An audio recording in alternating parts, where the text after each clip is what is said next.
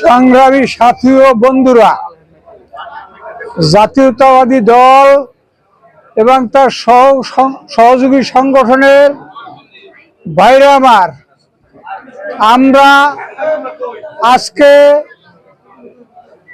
পটুয়াখালী ৩ আসনের জননন্দিত নেতা জনাব হাসান মামুনের পক্ষে আমরা ফরম সংগ্রহ করেছি, মনোনয়ন ফরম আমরা সংগ্রহ করেছি।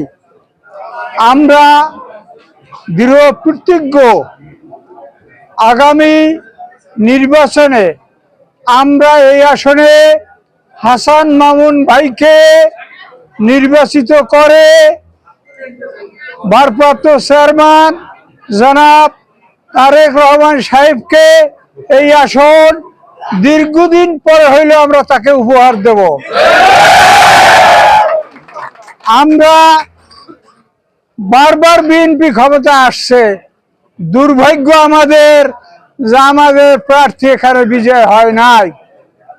18-তে আমরা অবাঞ্ছিত ঘটনার মধ্যে পড়ে এই আসনে হাসান মামুনের নমিনেশন পাওয়ার কথা থাকলেও একটা অলৌকিক কারণ হয়ে গেল যে এখানে অন্য দলের প্রার্থী না আমরা নমিনেশন দেওয়া হয়েছে কেন্দ্র থেকে।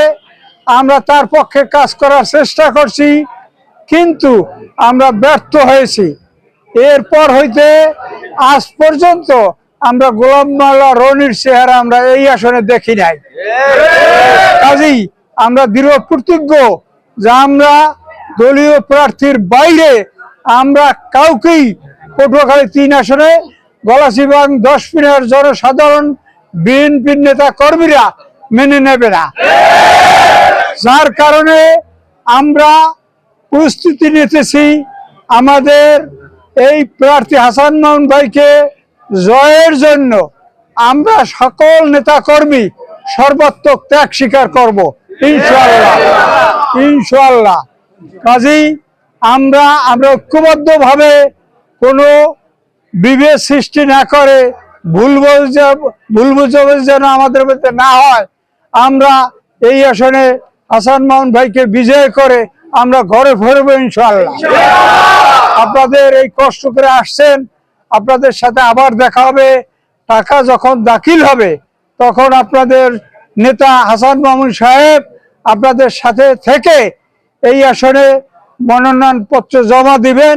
সেই দিন আপনাদেরকে জানাই দেব, আপনারা সেদিন ব্যাপকভাবে উপস্থিত থাকবেন।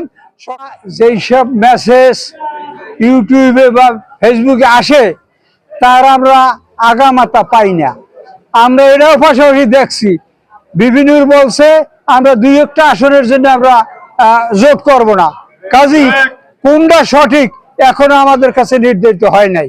কাজী আমাদের সিদ্ধান্ত কে আসছে কে গেছে, আমরা জাতীয়তাবাদী দলের প্রার্থীর বাইরে আমরা কাউকে ভোট দেব না ইনশাআল্লাহ।